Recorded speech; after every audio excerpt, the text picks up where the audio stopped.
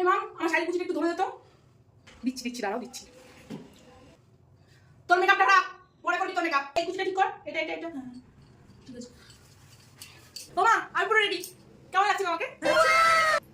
যেমন চেহারা সেরকমই লাগবে। কি বেশি লাগবে? হ্যাঁ পরেছে দেখো শাড়িটা, আদিকালের বুদ্ধিগুলির মতো। খারাপ কি শাড়িটা? ভালোই তো শাড়ি। এক মিনিট একটু দাঁড়া, আমার না একটু পায়খানা পেয়ে গেছে। কি?